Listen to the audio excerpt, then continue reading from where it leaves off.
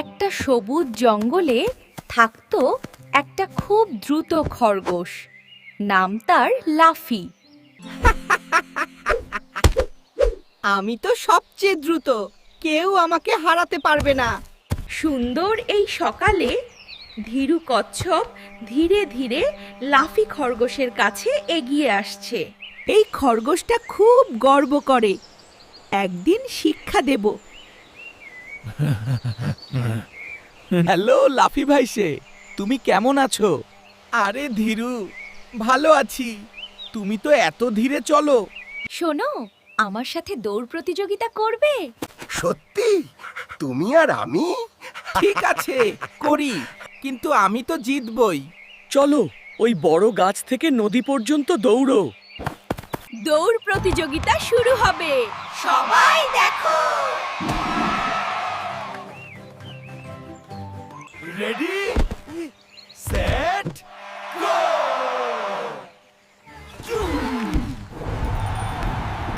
Zoom!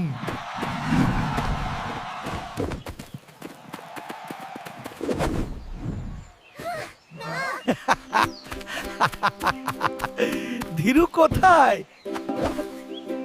আমি তো অনেক সামনে। উফ, একটু রেস্ট নিই।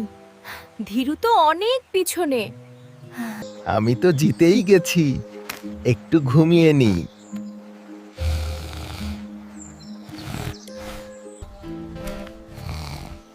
ধীরে হলেও চলতে থাকলে জয় নিশ্চিত।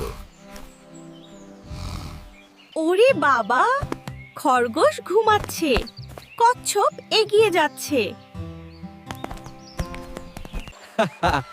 এবার দেখি কে জিতে গেসওয়ার্ক। ধীরু, জিতে যাও। ধীরু, ধীরু, জিতে যাও। হুররে! কচ্ছপ জিতেছে। কি কি হলো? ফিনিশ লাইন কোথায়?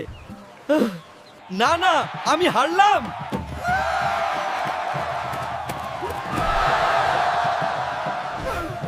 হ্যাঁ লাফি। ধীরু জিতেছে। ওরে, আমি এত গর্ব করেছি কেন?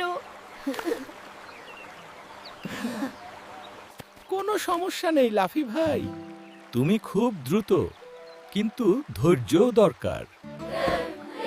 সরি ধীরু, তুমি ঠিক বলেছো। এবার থেকে আমি ধৈর্য রাখবো।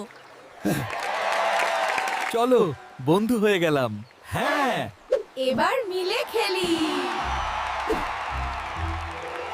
ধীরে চললে জয় নিশ্চিত।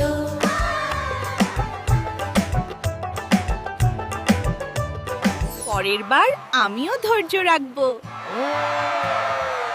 আর আমি একটু দ্রুত চলার চেষ্টা করব।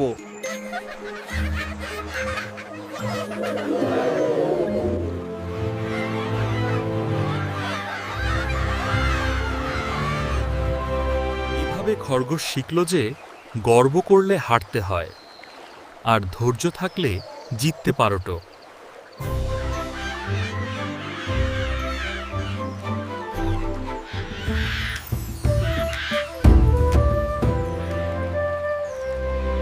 মনে রেখো, ধৈর্য আর বন্ধুত্ব সবচেয়ে বড় জয়। লাইক করো, শেয়ার করো আর সাবস্ক্রাইব করতে ভুলো না। আবার নতুন গল্প নিয়ে দেখা হবে। বাই বাই বন্ধুরা।